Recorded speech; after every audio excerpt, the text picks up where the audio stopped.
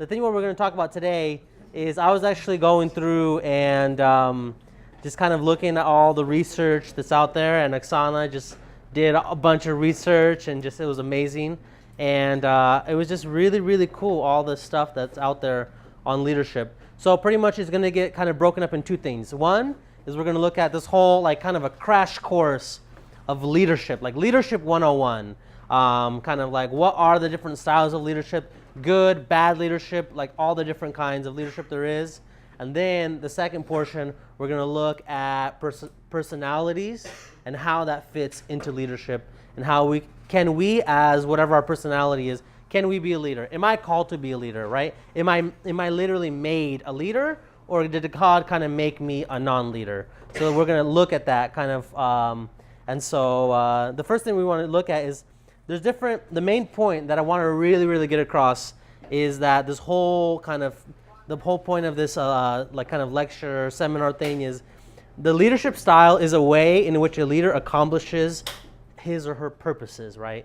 So the foundation of what we're doing is pretty much what we went over last time, is the purposes. We have a clear-cut vision of what small groups is supposed to be.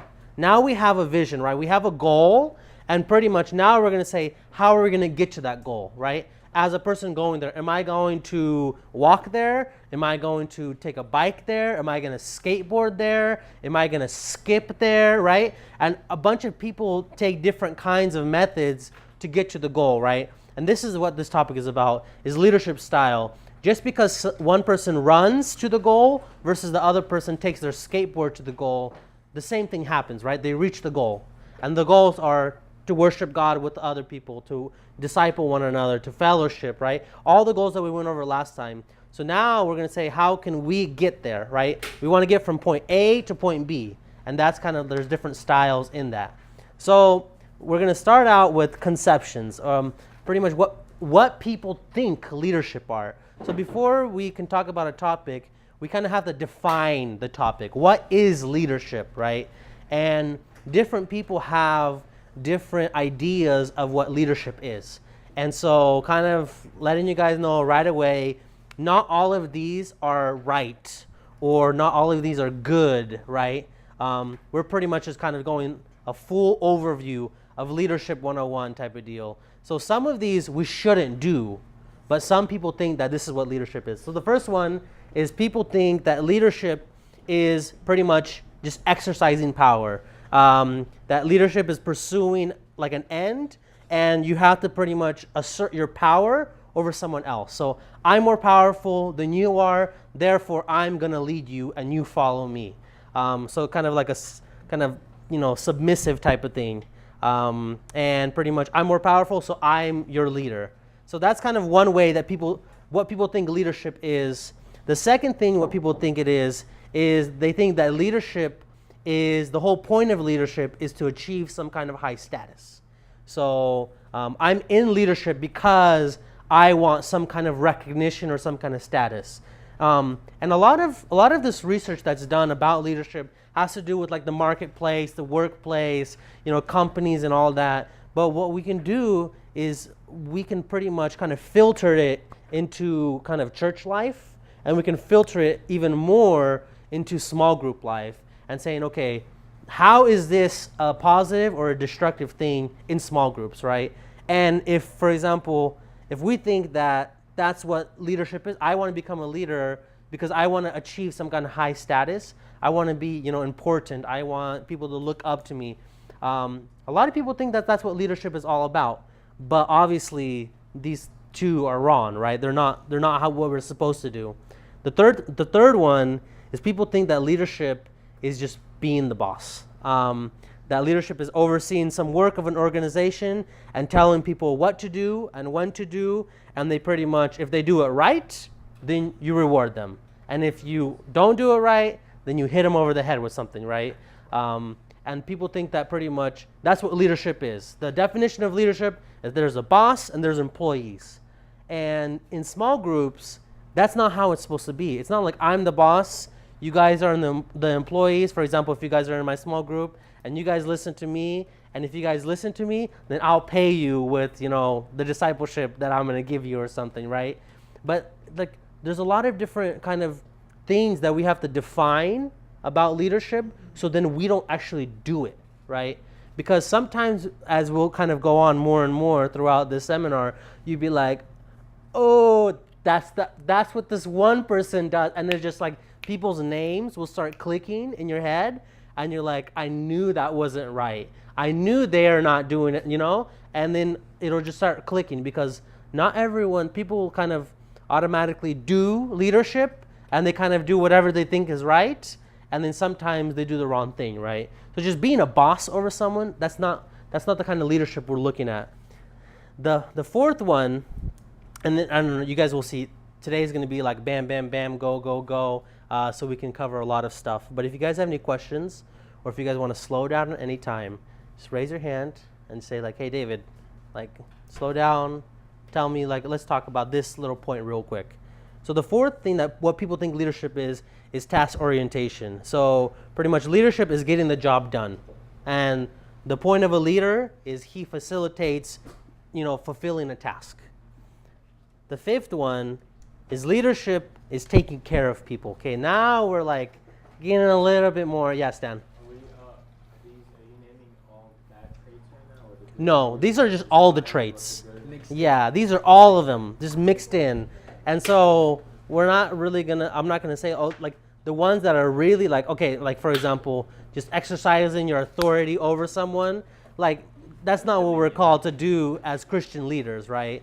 So, but we're gonna look at the whole picture of leadership and see like, okay, what happens in leadership in general, in politics and business world, like leadership in general, and then we're gonna say, okay, we don't want to do that, we don't want to do that, we don't want to do that, we want to do this. And that's kind of what's going to be a really, really cool time, is after we do the seminar, we're going to have a discussion.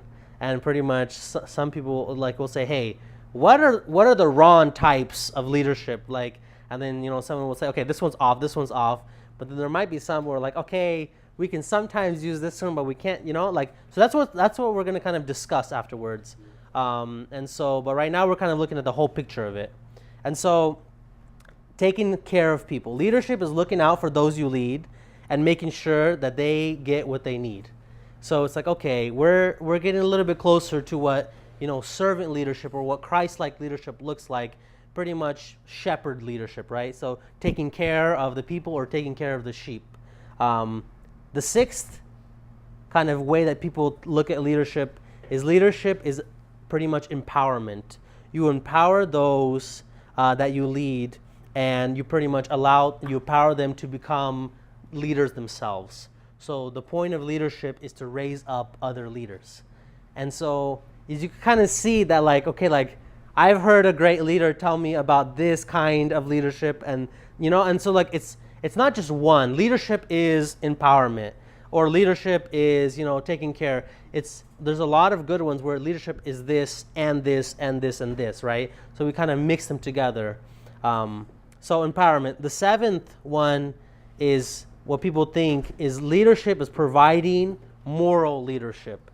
So the leader, by his character or his high standards, creates expectations and pulls others pretty much to meet those expectations. So you pretty much lead people by a moral compass. So the point of leadership is to bring them up to some kind of moral standard.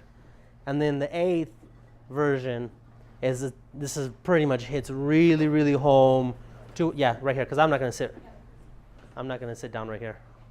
What really hits home is the eighth one, is leadership is providing and working towards a vision. So pretty much the leader is the person who facilitates and who allows and speaks out the vision and tells about a vision, and then all the followers adopt the vision, and then together they go forward. And I think this is my personal opinion, I think this is one of the best ways of looking at leadership, is this whole thing of vision. But we have all these other little things, right? So those were the conceptions of what the world and what different people think that leadership is. So before we move on, because we're going to go on to different methods of how to actually lead, can you guys think of any examples where you're like, okay, this leader kind of had that form of leadership in mind? Can you guys think of anybody? Or like, yeah. Yeah, Alex Kissel for no, but seriously. Yeah.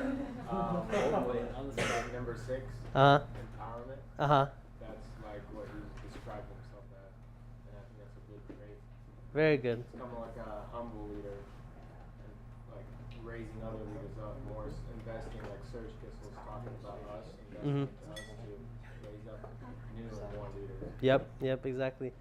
Another example I'll just kind of throw up is last week when Serge was here speaking about home groups. What was he doing? He was casting vision. So pretty much he was exercising kind of the number 8.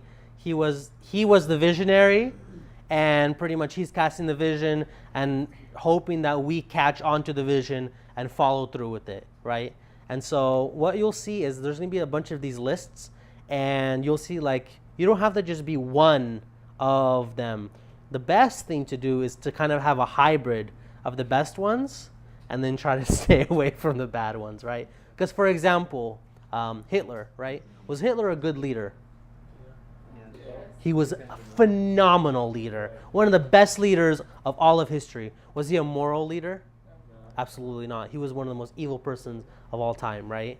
So he had amazing leadership, but that's one example of someone who had amazing leadership that we absolutely should not follow because he was horrible, right? And so that's kind of an example of, okay, we're not going to choose certain leadership styles that work, right? And that's what we're going to kind of go on to next, is that there's what people think leadership are, what defines leadership. But now we're going to look at what are the methods of leadership. So the best way of thinking about this, number 8 is providing and working toward a vision. We wrote that down for 7. No, 7 was providing moral leadership. 6 was empowerment. Oh, okay, what are we missing? It's okay. Okay, you ready? Okay, we'll start from 3. So, okay, I'll just read, okay? Number 1, exercising power. Got it? Number 2, achieving a high status. 3, being the boss. 4, task orientation. Okay, 5, taking care of the people or taking care of the sheep. 6, empowerment.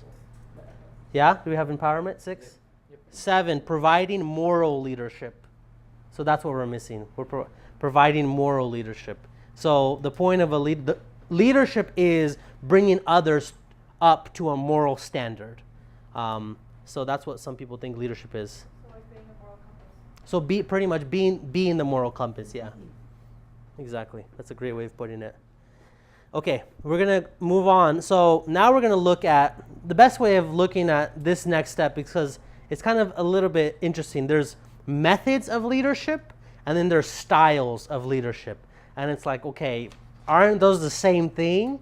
But the best analogy that I can bring up is, okay, if we have a tool belt, right? We have a tool belt, and then we have different tools inside of our tool belt, right? And so we can use a hammer to do something. We can use, a screwdriver. We have different tools that we can use to get the task done, right?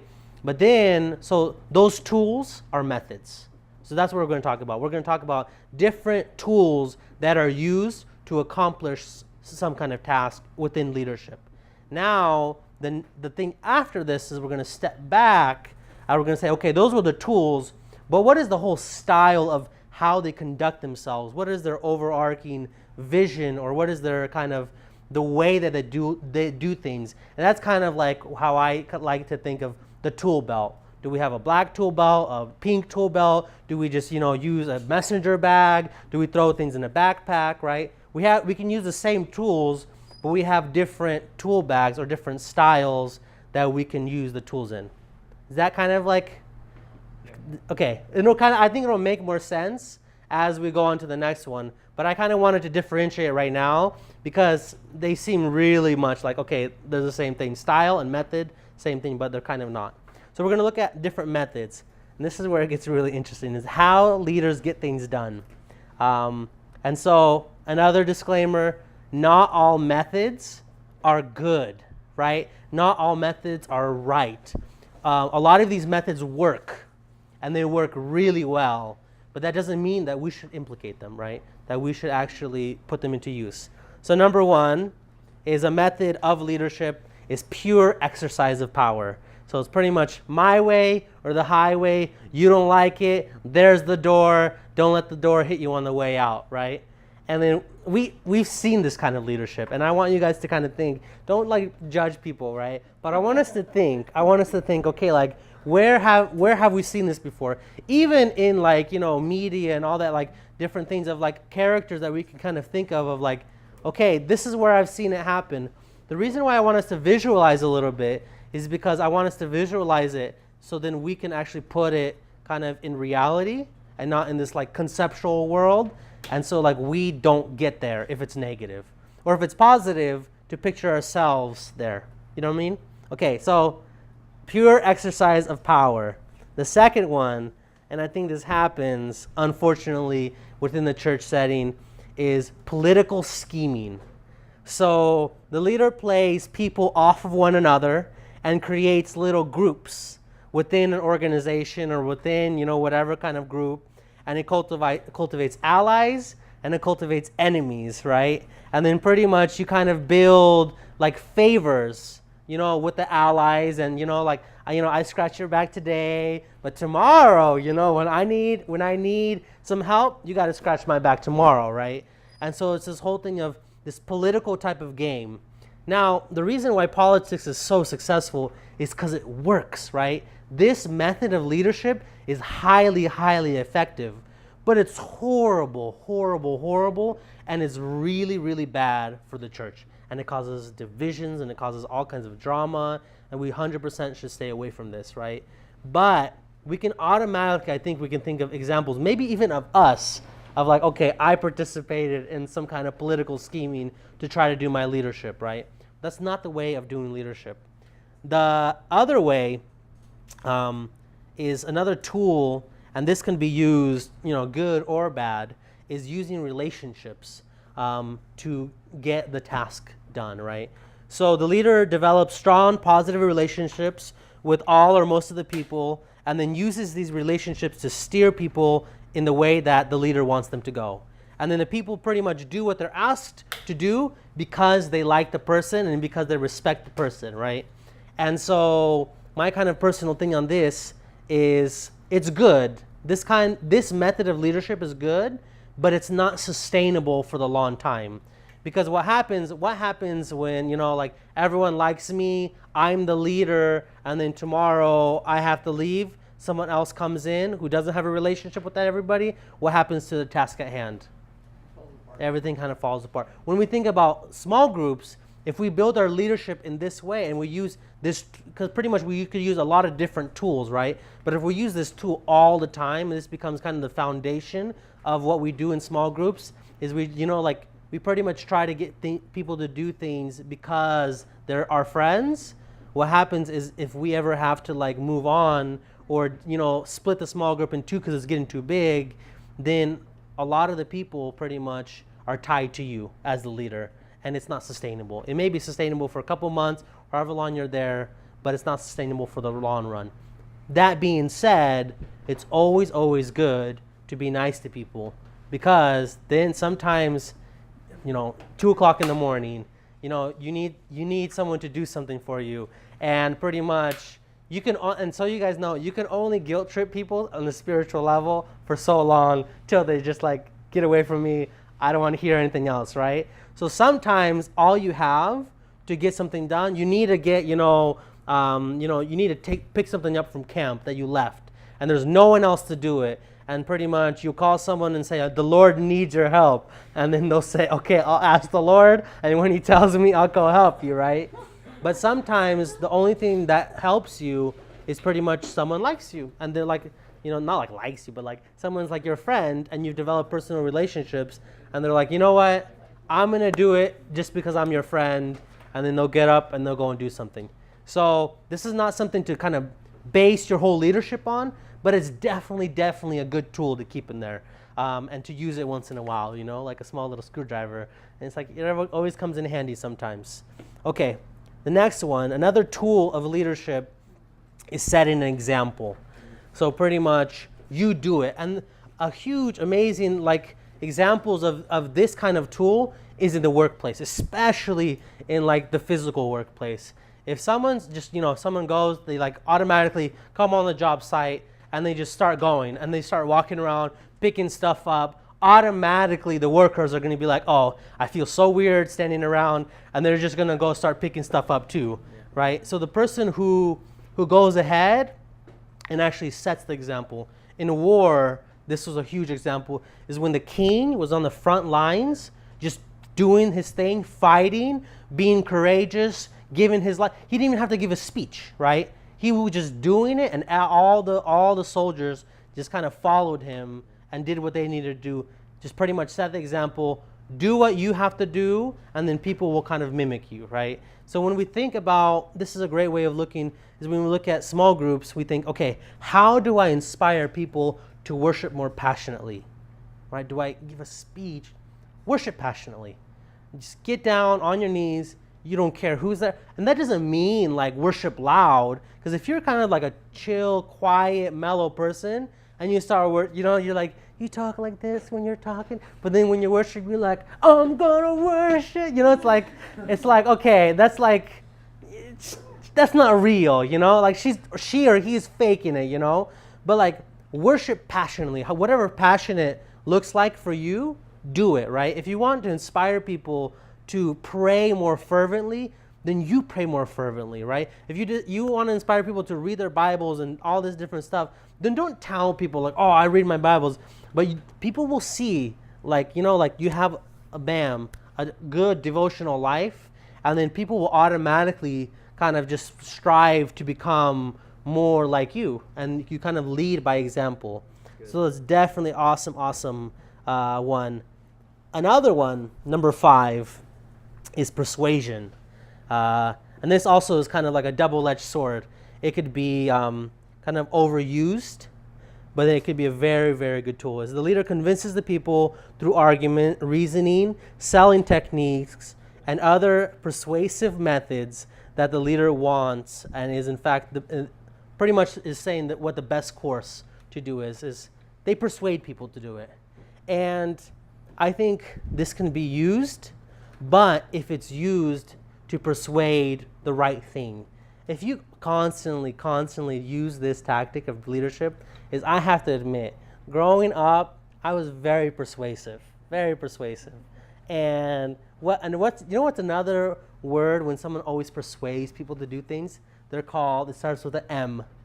They manipulate people. And then that's one thing one of my friend Mark was like, David, stop. No, you're just trying to manipulate me right now. You're talking and using your words to lure me in. And next thing I know, I'll say, yes, I'll do it, right? But no, I'm not going to do it. Go get your own food or something, It's because it's sometimes when you have this, when you know how to use this tool really well, you don't just use it to persuade people to do the right things of hey, you're an amazing drummer, you're an amazing, greeter. I really think you should be a greeter. And it's can you use this technique to get someone to do something good? Yeah, I think you could use it. Use it, persuade them, sell them, twist it around. Not twist it in a bad way, but sell it. Greeters are amazing, which they are, right? Say it how it is, but persuade them to do something good. But then you got to stop when you get selfish and when you get lazy and you're kind of chilling after youth and or after a cell group and you're like, man, I want some tea. And you're use your words to persuade someone to go make you tea and get you this and get you this. And it's then what will happen is people will recognize this tool and that you've abused it, and they'll stop and they'll kind of push away from it. You guys you'll lose credibility. Yeah, you'll lose credibility. But this is definitely a tool that we can use, but kind of be careful when you use it. Okay. Another method, another tool, and this is really, really good, is sharing power. So there are times where you can be the person in charge, and then pretty much you have to be the person in charge. For example, in emergency situations, right? It's bam, there, someone needs help, you are the lead doctor in the room, and then you're just like, you go do that, nursing assistant, you go do that, bam, bam. It's like, okay, you just became an authoritative leader, right? But it's like in that situation, it's okay, right? That's kind of what is needed at the time. Sharing the power and be like, okay, maybe you make the decision about the lungs, and you make the decision about the heart, and I'll make the decision about this. It's like, that's chaotic, right? So there's times where this doesn't work, but a lot of times this is a great technique, a great method is to share the power. Is you want to do everything. And if you're like been more and more in leadership, pretty much that's it. You want to be a one man or a one woman show. People come in, you greet them at home groups, how's it going, this and this, this and this.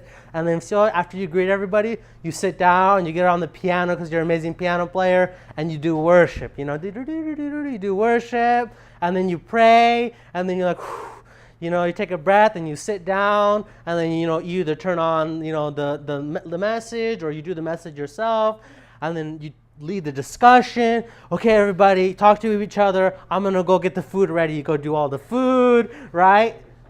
Okay, but there's people that it's like, okay, like maybe not all of these, but I catch myself wanting to do more and more things myself, right? And I want to be in charge of this, this, this, and this, and this, and this. But if we break it up and we share the power, and we pretty much say, okay, I'm kind of the leader of the home group or the host of the home group, but I want there to be kind of subdivisions, and I want you to be in charge of worship, and I want to empower you to do the worship. And pretty much, unless you're singing songs that are really, really weird, of like biblically not sound songs, I'm going to let you make the decisions about the songs, what kind of songs, how many songs, and like you're going to do, you're going to do fellowship. And I'm not going to micromanage of what you're going to buy. Go buy, you want to do taco night, you do taco night, right? And then pretty much you enable other people, and you share the power. And when you share the power, people automatically will do what? They will automatically follow you, because this is a tool to lead people. You may think it's like, okay, this is like, but this is actually a tool that we use. We share the power, and we pretty much, by making them second in command, we automatically reinforce our position as first in command. And it's I know that's kind of a weird way of looking at it. Huh? No, yeah, I see what you're saying, but you know what I mean? It's more of circular reasoning.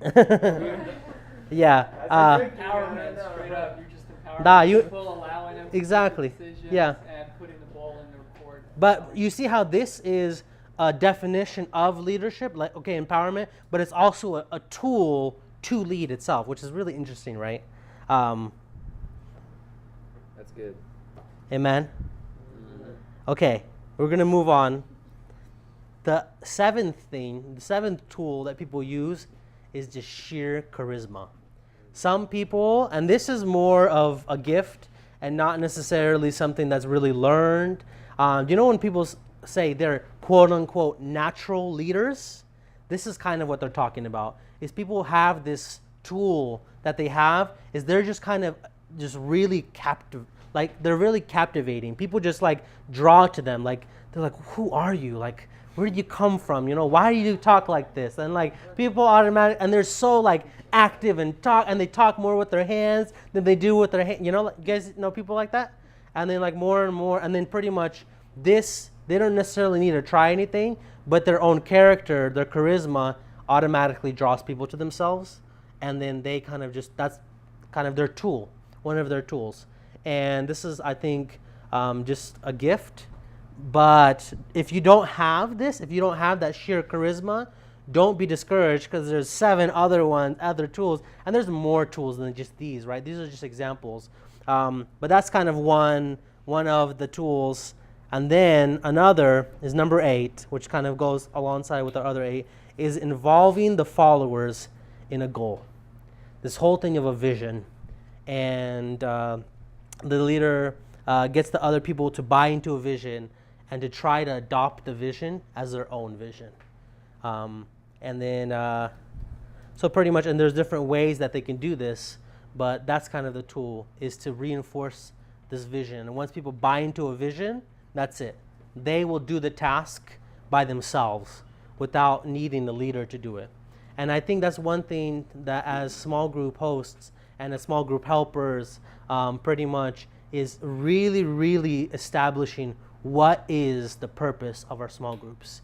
Our purpose is to worship God. Okay, one of our purposes is to worship God.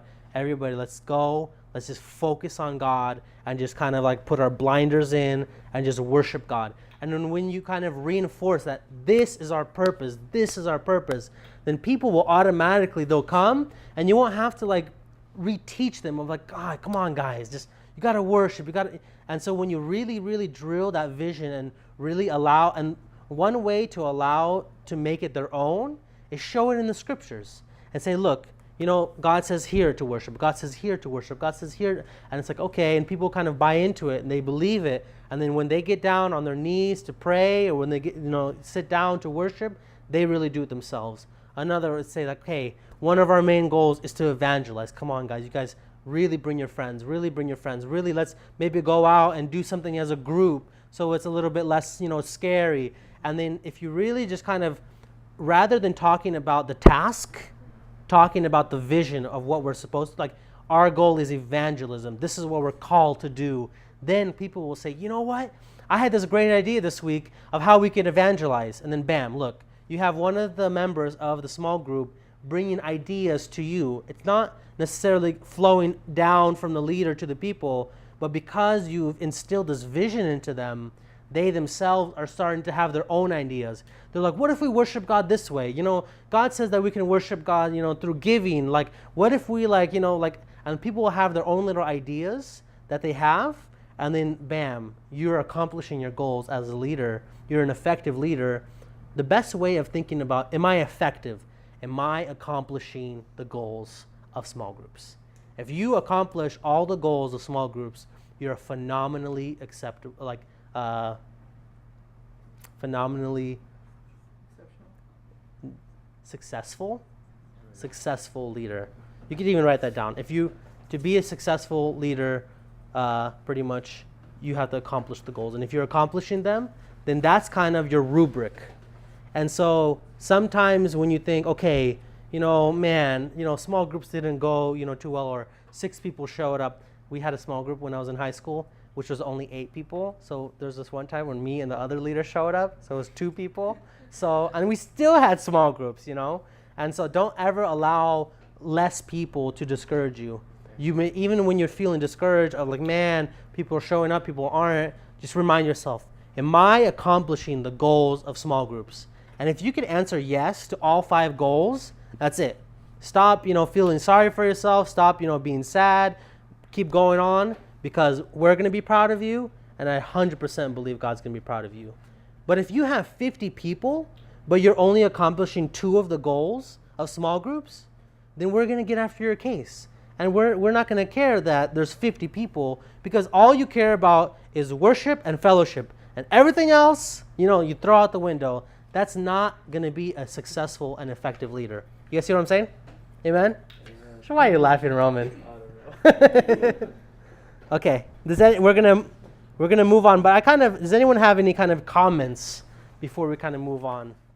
I'm trying to go like at a good steady pace. So for political scheming, is that kind of relative to how our pastoralship is built upon?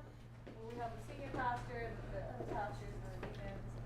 Kind of like No, the structure of how it's built, right, is a good structure. And we're going to look at different kinds of forms of leadership. The structure is a biblical structure. You have a pastor, you have deacons, you have helpers and all that. Now, within the structure, people could either, for example, you know, if you want to, you know, do something, if you want to, you know, be influential, you can set a good example. You can use all these other tools. But unfortunately, to use those tools that are good, it's hard work, right? So some people resort to that drama or political kind of like scheming. And so it does happen. It happens in every single church in the United States. 100% guaranteed, small church or big church. Because you know why? because we're sinful people and we automatically resort to sinful things. And so that kind of like, and doesn't make it right at all, but it's kind of existent there. So our job, right, as leaders is to recognize it and to not do it ourselves.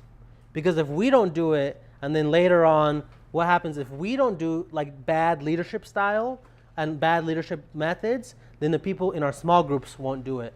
And then the people in our youth won't do it, right? And then when we grow up, our kids won't do it. And then those, if we set pretty much a culture of good leadership and good leadership methods, then it'll be less and less and less. And when someone does do this political scheming, we'll all be able to see it from a mile away, and we'll be like, David, stop trying to scheme your way to, stop trying to and then we'll call it out way sooner because we'll know what it is, and B, it'll be kind of the taboo thing to do, like you shouldn't do this. That's kind of my take on it. You guys have anything else?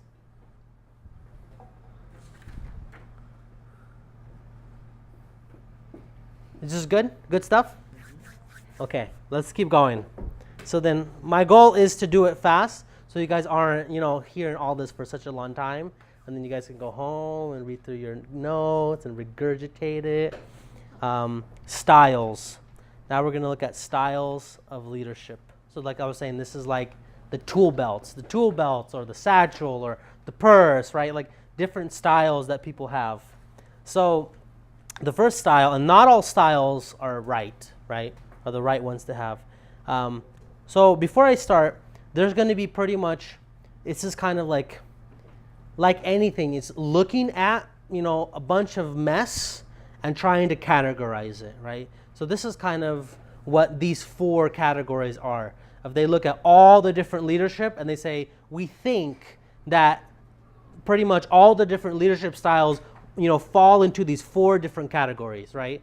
So there's one kind of, train of thought that says there's 4 different categories, and then there's this other guy who kind of says, no, there's not 4, there's only 2 different categories. So that's kind of what we're going to look at. First, we're going to look at the first 4 of pretty much all leadership styles boil down to these 4 categories, or so the opinion goes, right? Okay, number 1 is autocratic leadership style. So pretty much autocratic leaders insist on doing it themselves. They have the power, they make all the decisions, and they don't even tell anyone else what they're doing. So this is an autocratic leadership style. And we see this all the time. If someone's a strong, powerful, maybe a rigid leader, right? And they pretty much kind of this whole thing. And then what tool would they use, right? They would maybe use the first tool that we're talking about, the my way or the highway tool, right? They would use like a bunch of these tools that aren't necessarily good tools to use. But this is kind of one style of leadership, and I think is definitely a style that we should stay away from. It was Moses. Huh? Moses, when he originally came to power, Was when he tried to do everything himself. oh. And he had lines of people standing outside. Yeah, I guess so, huh? His uncle told him, right? Yeah, and then his uncle was like, yeah, you won't be able to serve all the need, or brother. Because he's trying to do it. You won't be able to serve all the Yeah, needs. okay, you're right. Yeah. So we think that pretty much automatically in my mind, I think proud, strong, arrogant people do autocratic. But Moses was super humble, but he ended up starting off with this leadership style in the beginning, right? Because he did it all by himself. It's a really, really great point. Yeah. Okay, the second one is managerial leadership style. So the leader sees himself or herself as a manager, and the main concern, the primary concern, is running the organization or running the small group and having everything kind of fit in place. And then kind of like as long as it's going together and it runs, and we open the store at the beginning of the day, we make money, right? And we close the store. If we close the store, everyone's alive inside, bam, we've done our job, right? And my job is just to manage people, and they have their specific tasks, and they do their specific tasks, and I just pretty much manage them. That's kind of managerial style leadership. So every single leader has to do some of this leadership style, some of it. But if they can't, in my opinion, that can't be all you're doing, right? You can't just use this as a 100% of the time what you do. For example, even in worship, there's a sense of managerial type of stuff because you have to get the songs together, you have to do the planning center, you have to call people, schedule people, this and this, right? So you're doing a lot of management stuff, but you actually have to have your heart in worship. Otherwise, you're just going to be like, just doing it and kind of going through the motions. You guys know the song, I don't want to go through the motion, right? That's kind of like managerial type. Sing it again? Huh? Sing it. Can you do the backup? No, can you If you do the backup. harmony? Or at least, in a different key. like, Okay. That's right. Oh, okay, okay. While you're the Okay. highway. We're going to develop inside jokes from here, huh? The third leadership style is democratic leadership style. So he or she looks at other people's positions in terms of responsibilities rather than status. And then what the thing is, often consults them in making decisions. So, for example, instead of saying, okay, you're the leader of the home, you're in charge of worship, and thinking of worship leader as a status, rather it's like your responsibility is to do this, this, this, and this. So you better do your responsibility. And I'm not going to micromanage you, but if you're not doing your responsibility, pretty much I'm going to fire you, right? But I want to hear your opinion of what you have to say about worship. I really want to hear how you want to lead worship and this and this. So it's more of kind of like, I guess the best way of looking at this is looking at like the United States. It's like a democracy, right? But then there's like a president. And so the president kind of like, not really, but let's say, the president calls all the shots, but then the people have a say in what they're doing. So this kind of leadership style is, more along the lines of actually taking charge rather than like kind of management of just managing people. There's a little bit more vision here, but still like he or she still has like the last say of things and pretty much like asks more opinions of the people and actually puts them into action. So that's kind of the whole democratic leadership. Then we go to the fourth one, and this one's really interesting. It's collaborative leadership style. So pretty much the leader tries to involve everybody in the organization or everybody in the small group in leadership. So it's not I'm doing something and you're helping me, is hey, we're doing something. Let's do it together. Let's get this done. And if you kind of see, it's not even like, we see even like in the research, it seems like this whole collaborative leadership style vision, it all kind of lines up, right? Is we kind of get everybody involved. Everyone has a vision.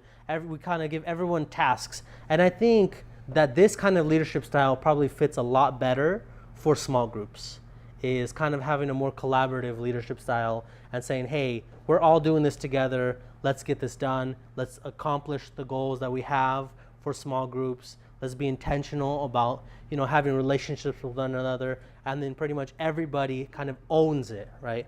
And so we're going to look at different characteristics of a collaborative leader. One is a collaborative leader inspires commitment and action. So there's always, in positive leadership, there's always a sense of inspiration. You're not just going to tell people what to do. You have to inspire them to want to do it, right? And like imagine, for example, I don't know if, and like none of you guys have to worry about this. You guys all look good, right? But sometimes I try to lose weight, And so I'm like, I want to lose weight. And sometimes I'm like, I look in the mirror. I'm like, okay, I should lose weight. Like, I know this and this. But some of the best things that help me kind of like get to doing something is I'll be inspired by somebody, And like, man, that was really cool. Or like, that was a really amazing story. And that kind of gets me to, going on a diet or this, or like getting, and running like way faster than if someone comes and says, David, you put on a couple pounds, you should lose some weight, I just want to slap somebody, And so like, or if someone comes and someone tries to force me of like, like if my mom comes, she's like, I'm your mom, like I'm forcing you to lose weight. It's like, that's just weird, But imagine like the same thing of, okay, someone, you're in a small group, you're a member, you're really uncomfortable with something, and then pretty much your home group leader is trying to force you to do something that you know you have to do, you know you should do, you know it's good for you, like losing weight, like it's all amazing, but it just, I don't know, I just haven't done it, like not, you know, and it's like, if it's forced on you, you feel so like, you know, like you want to push back, right? And then maybe just not come to small groups because they keep bugging you about this thing that you have to do, but you can't do, or whatever, like, or you're too lazy to do. But if you inspire them to do it, then they're like, you know what, I've gained a few pounds. I should really lose some weight. Let's do this. Let's get this together, right? Let's get this done. And we're inspired by the leaders. So your job as leaders and as co-leaders and as helpers is to inspire the people to live a more godly life, right? To do more for God, to accept God's grace more, right? It's not always also about doing stuff. Sometimes it's about learning who God is and learning about God's truth. For example, like the grace of God. And someone comes in and they're super like worn down, they're super weary, they're all depressed. I'm a horrible Christian. I can't believe. I'm just kind of inspiring them to receive God's grace again. You guys see what I'm saying? It's like that's a really, really, really good characteristic of a leader, and we have to strive, you know, and we can use different ways to inspire, right? We don't necessarily have to be super charismatic to inspire. We can very calmly try to inspire other people, sometimes inspire them through action, sometimes through words, sometimes through text messages, whatever, you know, but pretty much to inspire. Number 2 is leading as a peer problem solver. So, in a lot of things, you don't know all the answers to all of life's questions, right? And you're not the smartest person in all of the subjects. You might be really good at one subject, but I guarantee you there's probably other people who know a little bit more than you do about other subjects. And then especially when you translate it into like a spiritual walk and into spiritual journey, just because you know a little bit more about Bible doesn't mean that you know everything about the Bible and that you're the authority in everything. For example, like when it comes to humility, maybe that shy person in the side knows way, way more about what it means to be humble than you do, because that's not one of your natural tendencies to be humble, right? Or if you're a more shy leader and, you know, you're trying to talk about, you know, like, oh, you know, depending on God and this, maybe someone in your small group, they had, you know, someone pass away in their family, someone they really loved. And they went through such a learning that you never can get without having something crazy like that happen to you. And they know so much about, for example, waiting on God and having God heal you and trusting Him and trusting in His goodness. And that you don't know as much about. And it's like, always be open to sharing and solving problems with people around you. And if you kind of open this kind of leadership, this pretty much, the lower you go as a leader, it's crazy how it goes in God's world, right? The lower you go as a leader, the higher you go as a leader. The more you open it up for discussion, the more people are going to respect your opinion. The more you listen to people, right? The more people are actually going to listen to you. And it's like, you'll see, like in general as a concept, the lower you go as a leader, you'll see the higher God will actually put you, right? Just automatically. And you can't really fake that. You can't really like pretend to go low because you're just, you know, you're not going low, right? So learn to be a peer problem solver, right? Number 3, building broad-based involvement. A collaborative leader builds broad-based involvement. So not just you and your 3 best friends are the people who are doing all the stuff inside of the small groups. And I think in general, the more your small group does, the healthier it's going to be, right? If it's involved in this and it's involved in this, and you guys go, you know, to a soup kitchen, and then you guys go and hang out and go to, a Christian concert together, and the more you guys do as a small group, I think the healthier it's going to become, the closer knit it's going to become. So involve more people than just you and your small little team of people, right? The more people you involve, the better it's going to be. And then the fourth thing is sustaining hope and participation. So there's this goal we have, right? As small groups, we have this goal, we have our purposes that we have, we're doing small groups, and there's always this level of excitement, and it goes up, right? And then it plateaus, and then it kind of goes down of like this hype, the hype of small groups. And your job as a leader, especially as a good leader, is going to be pretty much sustaining that level of, up here, of sustaining that kind of vision and that passion and that dedication. And pretty much you can do this like by involving people, and there's different ways of sustaining that. But a good leader is always thinking about that of, hey, I want my people not only to do what they're supposed to do, but I want them to have a high morale, right? You guys know what morale is? Yeah, okay, good. So, does someone not know? It's okay, because I don't really know what morale is. I kind of like 75% make it up, So pretty much you want people to have like a good, positive, attitude about like, I want to come to small groups type of deal. So I want to do it. That's kind of a little way of boiling down morale. Does anyone want to share one thing that's like, like that's really interesting. I never really kind of knew that. I didn't make any of this up, so it's not like, That's a weird way to put it. Yeah? Say it again. Re-say that. Is there anything that like kind of like that like the first part of this that is kind of like really stuck out to you, of like that's very interesting. I never really kind of thought of it that way. I think it's something that I think about when somebody brings up. I'm like, yeah, basically what he says, accomplish goals to be a successful leader. Mm-hmm. Sometimes you get so caught up in what's going on that you forget all your goals. Mm-hmm, mm-hmm. And it's like take somebody, like a class like this to refocus you. Like, okay, where am I right now? So that's pretty cool. Yeah, I was reading this research stuff yesterday, and for me it was kind of like, like we were talking about this with Roman a little bit earlier about worship, and sometimes we just kind of we're expected to do something, but no one actually like formally trains us or like disciples us or mentors us of how to do it. And so a lot of people, and I was like kind of talking about worship, a lot of people kind of like just do worship kind of the way that they know how. But no one really kind of says, hey, this is how you're supposed to do worship. This is the basics of it. And I think sometimes leadership's the same way. It's kind of like people who are in leadership, they kind of just get thrown into it, but never think like, okay, there's kind of bad ways of leading these people, and there's like a right way of doing it, or like an effective way.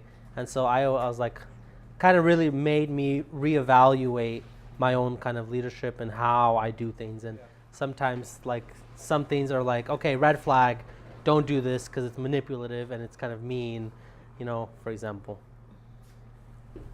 Right? I'm just laughing at the curious. It's okay. You don't have to like. I thought you looked at me like, what's so No. What'd you say? Huh?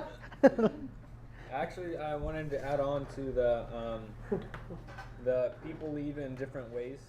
Just something that I personally, learned. So many people kind of. Sorry. But the fact that a lot of the times people come into leadership position and they have this mentality like I need to be like this person. When you have your own, you're created different from the other person. You have your own way, your own taste, and you fulfill the same thing, if not even better than the other person. It's just don't be afraid to be who you are and lead the way you do. Yep. So. Yep. Exactly. And we're gonna kind of get into that also of like where your character ties into all of this. So we're like looking at what leadership is, kind of like how to do good leadership, but then how about like my own character after we kind of look at these two thoughts. So there's kind of a whole different way of looking at leadership styles, not those 4 kind of categories, but pretty much just 2 categories. And all leadership is broken up in these 2 categories. And the first one is transactional leadership.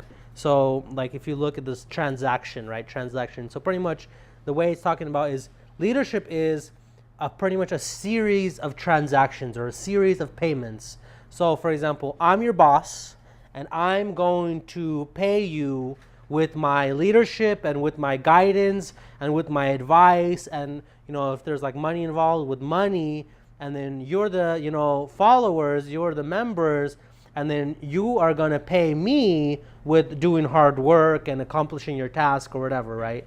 So pretty much people get broken up to, they either do leadership this way, is all about costs and getting stuff back, and I'll do this and you're required to do this, right? And so that's kind of one way of looking at it. And it says the simplest thing is I lead the organization by paying you and telling you what you need to do, and then you respond by doing what you need to do. And then pretty much the organization will prosper, or the small group will prosper. Is as a small group leader, I'll do my work and I'll do my tasks and I'll do my responsibility, and then you as the small group members, you do what you need to do, show up, be happy, worship, this and this, and then we'll all go home happy, right?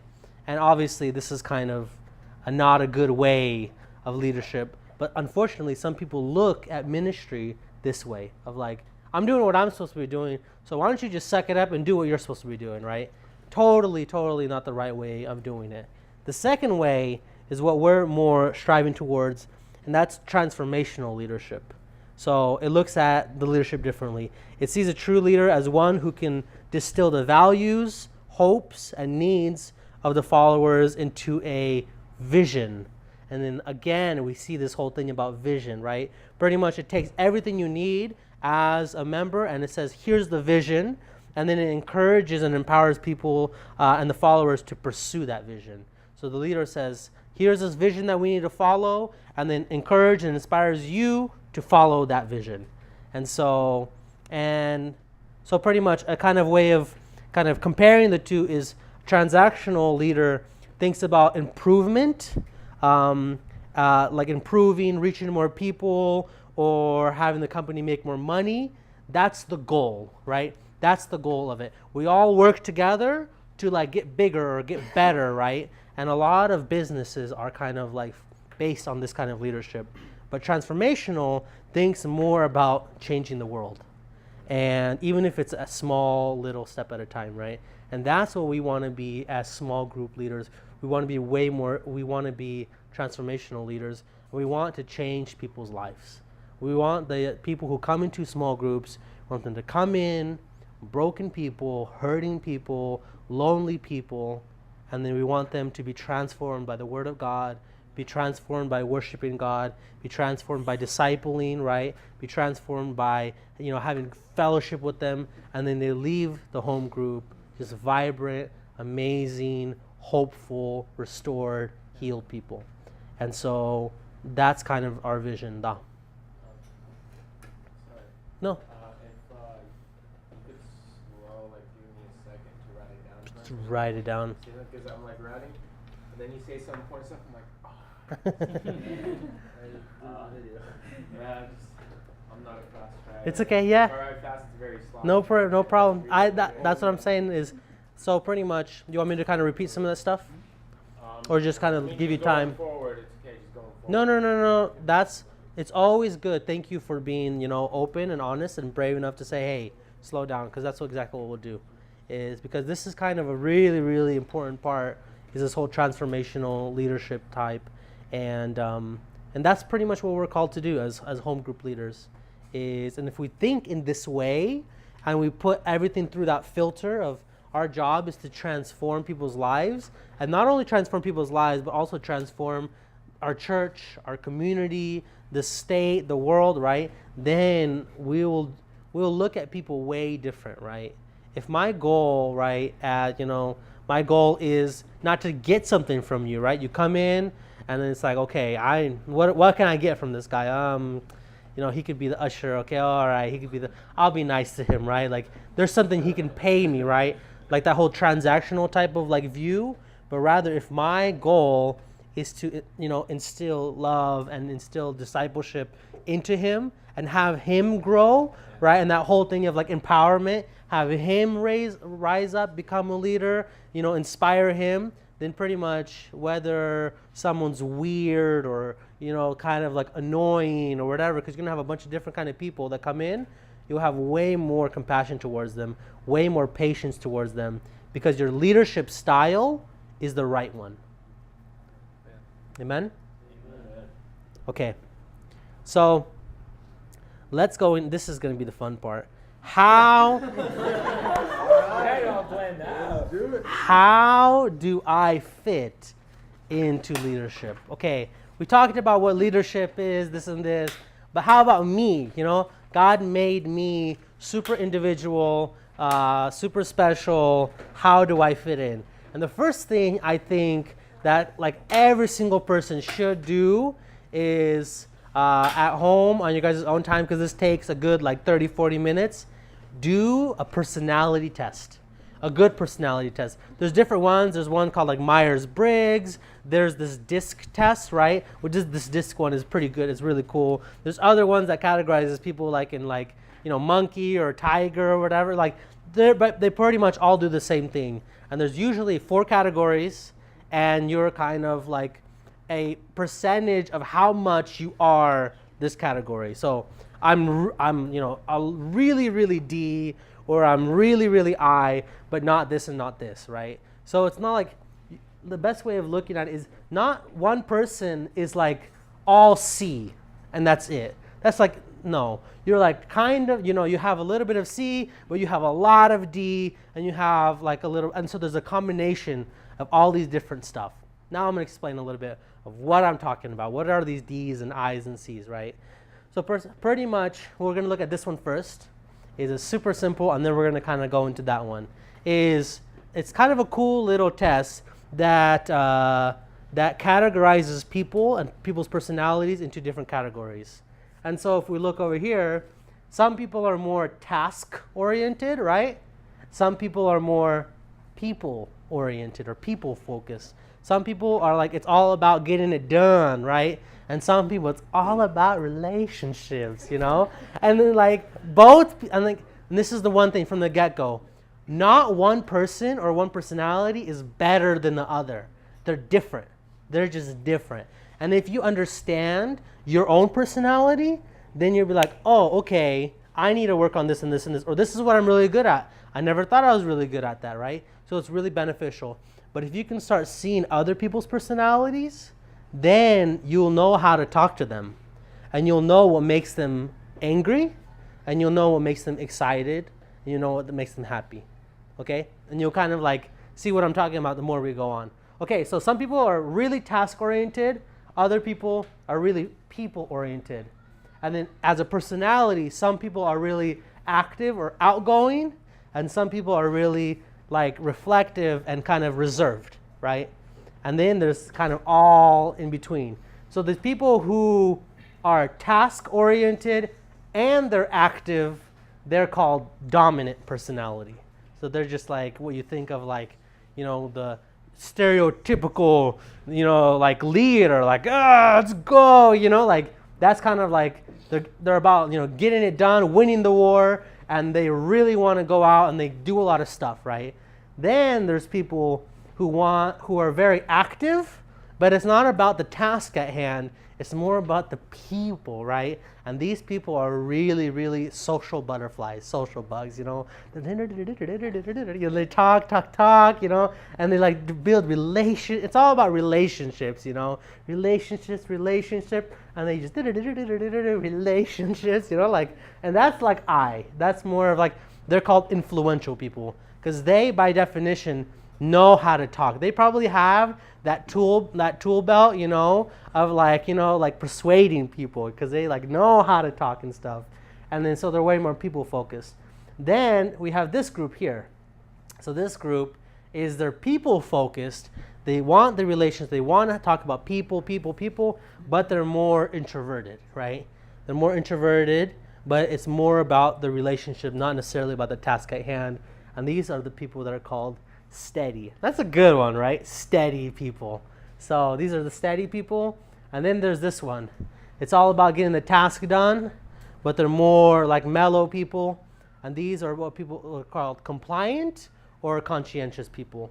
And so we're kind of like, and so we'll kind of read it through. So the first one, and then we'll kind of go through and think about, okay, how much of this am I, do I think, right? And if you take the test, pretty much they ask you a bunch of different questions, and then you answer the questions, and they're like automatically say, okay, you're like, you're really, really, really here, like, and then you're kind of here, and you're kind of here. So it's all about, on a scale of 0 to 100, how dominant are you? And they'll say you're 98% dominant, for example. And so dominant people are direct, they're decisive, and they're doers, right? Like, oh, that's good. I want to be a direct, dominant person, right? But it's not like whether you want to or not want to. You either are or you aren't, This is like what you're born with. And we can always change our behavior, but there's a temperament. There's a personality that God gave you, that God literally took you, and he like had a paintbrush and he painted, right? And God painted, some people zebras and some people, giraffes. And it's like, if you want to be a giraffe, I'm sorry, maybe you can put on extensions, but you're a zebra, And that's kind of my opinion of it. You can change your behavior and you can get better at things, but don't try to change your personality. God made you this way, You're automatically like this. And then there's a kind of disclaimer is not everything about your personality is what God gave you, right? There's things in our past, there's hurts, there's pains, there's other things that happened, like in our lives that shaped our personality, but isn't necessarily what God intended for us, right? And so we don't necessarily need to like, okay, something happened, so therefore I have to stay this way, right? So we're not talking about that. We're not talking that God heals that and he restores that and then we get past it. But I'm talking about just naturally when you're with your friends and you're relaxed and you're sitting on the couch, kind of what comes out, who are you, like all the good stuff.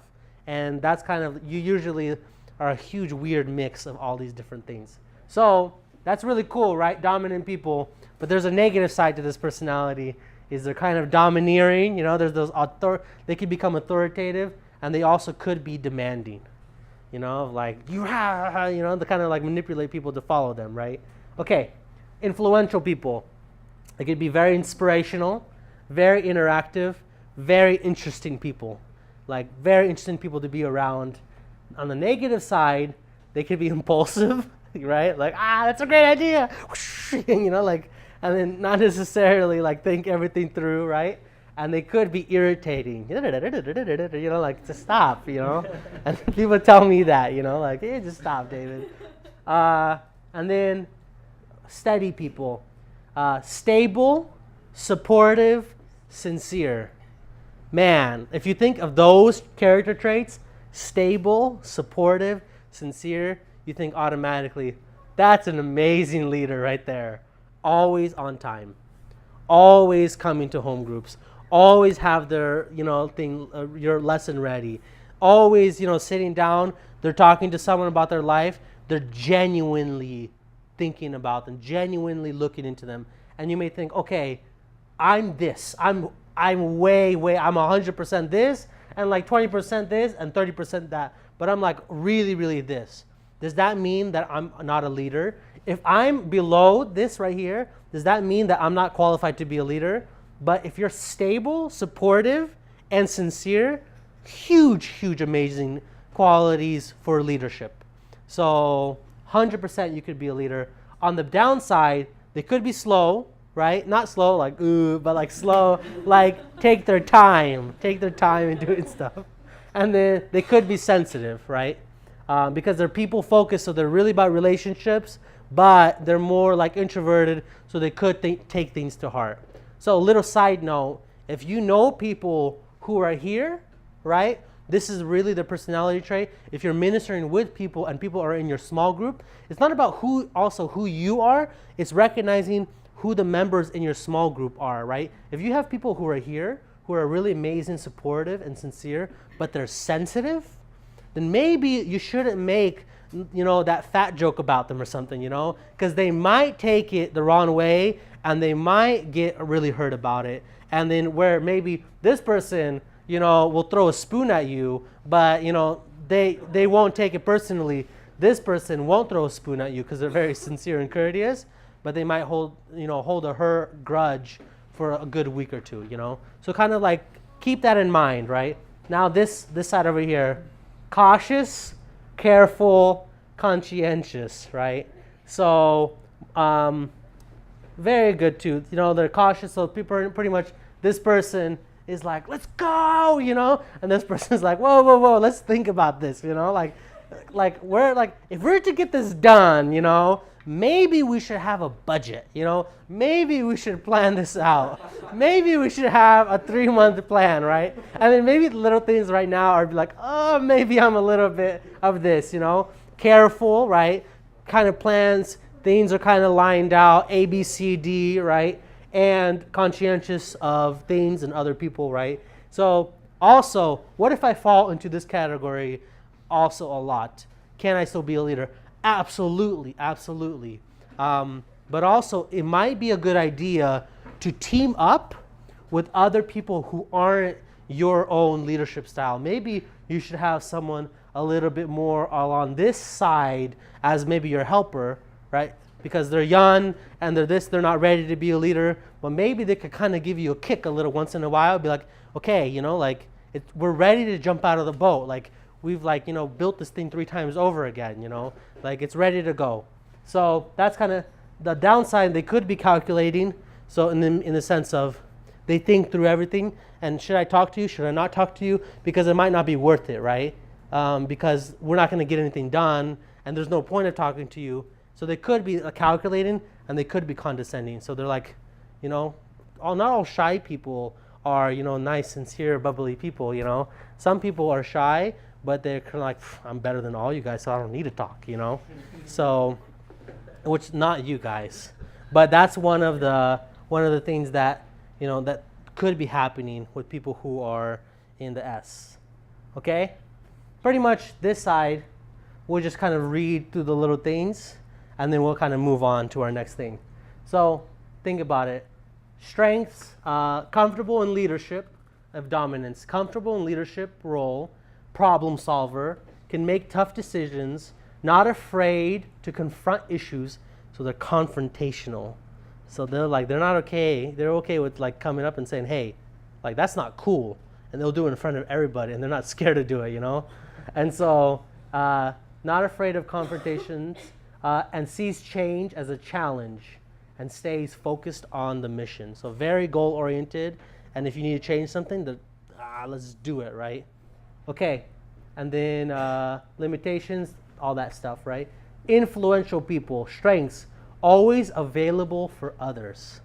So this is huge. This is really great. They're always available to help other people, inspiring to be around, spreads positive attitude, praises others.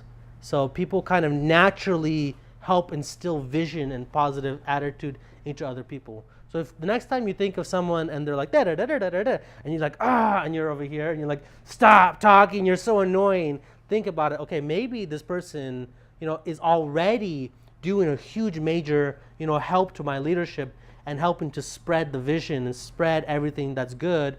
And yeah, they might talk a little bit too much, but they're also hugely effective at getting a lot of things across. And then over here, down at S, good team player, empathetic to others, methodical, good listener, easy to get along with, appreciative of others, praises other people. And then C, thorough, follows standards accurately, conscientious, diplomatic, right? Accurate, fair, because that's what's following the rules. So those are the kind of different things. Now, what's very interesting, we're going to look at biblical examples. Okay? We're going to look at biblical examples of different biblical leaders. So it's not, so Paul, Peter, Moses, and Abraham.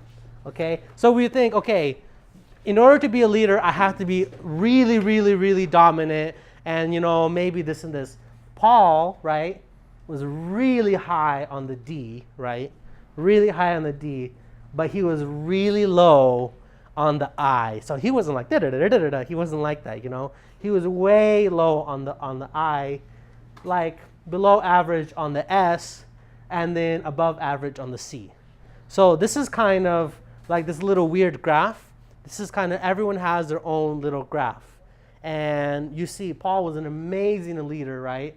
But this is the kind of thing he had. Now we look at Peter, right? Peter was also very dominant, but then Peter was, you know, he was really, really, really influential, really like a people person, always asking Jesus questions, always blurting out when he's not supposed to, right? Like jumping out of the boat, you know, like not thinking about it, just like, oh man, you know, like, and so there's a lot of amazing things about Peter's character, and he's an amazing leader, but then look on the S, right? Way low, and look at the C, also low. And then now this is interesting. Okay, Peter, amazing, you know, like pillar of the church. Moses, really low on the D, way low on the I, and he's way more of an S and a C kind of guy.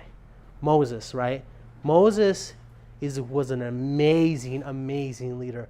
But Moses was a great example of an introverted leader. And if you think I can't be a good leader because I'm not outgoing, then look at Moses' life. Because Moses was 100% mellow guy. It says in the Bible that Moses was the most meek person in the entire world. Just the most mellow, humble person you could ever think of. And he was the person that God chose to lead all of Israel. So can you be more mellow and more, you know, can you have your leader, like your own character style and still be a leader? Absolutely. And then Abraham, really low on D, higher on the I, more of an S, and low on C. So Abraham kind of like, you know, like didn't have any kind of like shining thing, you know, like Moses was really an S, but Abraham was kind of like in the middle, but still he was the father of, you know, of all of Israel.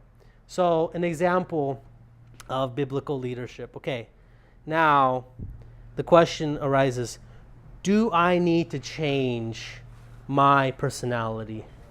Do I need to change my personality? And the answer to that question is no.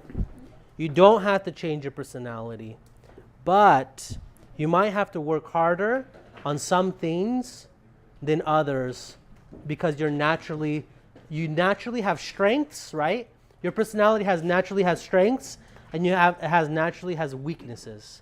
And so, for example, where I might be weak at this, someone else will be strong at that, but they'll be weak with other things. And so we have natural strengths and weaknesses within our personality.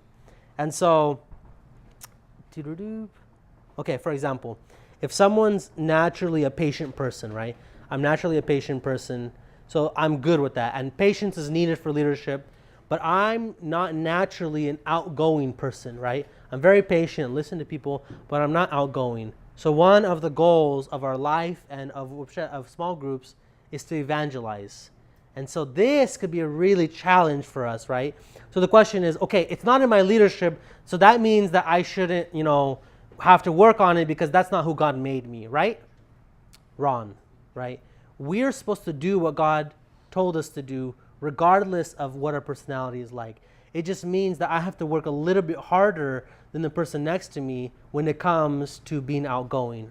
Some people are naturally outgoing and they can go and evangelize very easily. But if I'm not naturally outgoing, that means I have to work a little bit harder, right, to go and evangelize. On the flip side, the Bible also calls us to be patient and to endure suffering and temptation. And maybe that naturally outgoing person, they want to do stuff, but actually just kind of settling down and just kind of taking in what God gives them and tells them to do, it's really, really hard for them. It's just like strangling them, and they have to really try to just humble themselves and just like be obedient to God. But for you, it's just like naturally very easy. And so we have strengths and weaknesses. So kind of like play on your strengths, but also help, you know, don't be scared to actually, you know, increase your weaknesses. So we're going to look at 5 examples. We're going to look at 5 examples of good character traits that every single leader needs. There's way more examples of other character traits, but these are kind of 5 that we're going to focus on. Number 1 is not being over controlling. It's a good character trait to, not have everything in your own hands and not be kind of over controlling, bureaucratic leader, right? Kind of using force. That's good. Number 2 is trusting others. It's a good character trait to be able to trust others. Number 3 is being patient with others, right? Especially in small groups. Be patient with people. Not everyone is on the same level that you are, and not everyone knows everything. Be patient. Allow people to talk. Allow people to not understand things. If someone doesn't know about the Trinity and what the Trinity is, that's okay. There's people miss things in church. It's okay. Just explain it to them. Don't be condescending. Be patient with people and explain things, right? Number 4, being organized. This is what some of us really, really are horrible at, right? And so we need to be organized. And I think this is, one thing that I really like, but I don't naturally like to do. And so it's really something that we all need. And number 5, having good people skills. Okay, and so maybe people who are a little bit more outgoing naturally have good people skills, but not necessarily, okay? People who are outgoing sometimes are jerks, and they blurt things out that they don't need to blurt out, and they're very, insensitive, right? Sometimes I'm a huge jerk, and I'm like, la, la, la, la, la, la, and then I say something, I'm like, why didn't I? And then I take 2 weeks to try to make up for it, right? Because something came out of my mouth that someone else that was a little bit more reserved, took a little bit more time.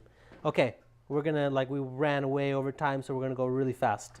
Okay, so some things that we need to work on, some good questions to ask ourselves, and then we're gonna be done with it.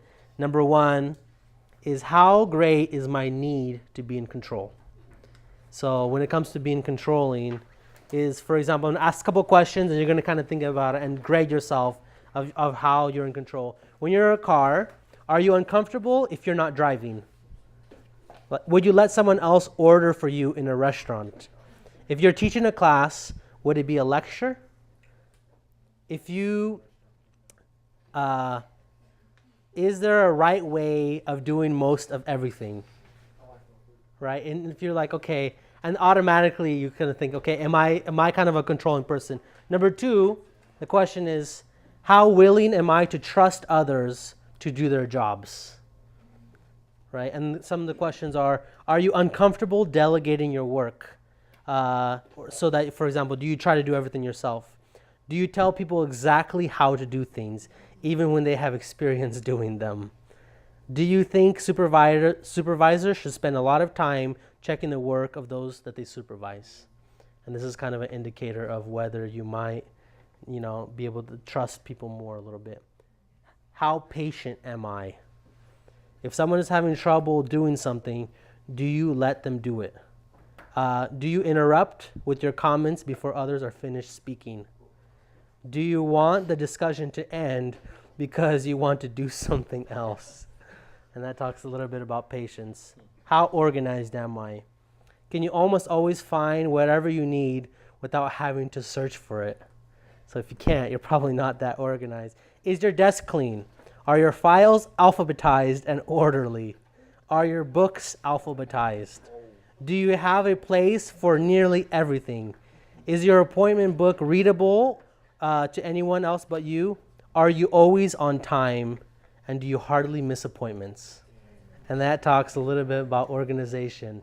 And it's okay, maybe I have some stuff to work on, right? And then the last thing, how good are my people skills? Are you comfortable with other people? Do people seem comfortable talking with you? When you're with others, do you spend most of your time talking? Do you spend most of your time listening? Or do you do both? Do people seek out your help or advice? Do you consider yourself a good judge of people? And then do you try to consider other people's needs before a decision? And that kind of speaks into your people skills. Okay. And then so we'll kind of end off. And do I have to change my personality? No. Is there things that I can work on within my personality to become a better leader? Yes. And then the question is, whatever my personality is, can I be a leader? And the absolute answer and the whole point of this whole lecture is yes, yes, yes, you can. And then I'll kind of end off with this, is we're all called to go and make disciples of all nations, baptizing them in the name of the Father and of the Son and the Holy Spirit, and teaching them to obey everything I have commanded you. Jesus said that in Matthew 28:19. And then, so God gave us a vision and a direction and what to do as leaders. And God will give us the strength to actually go and accomplish that, no matter what our temperament is.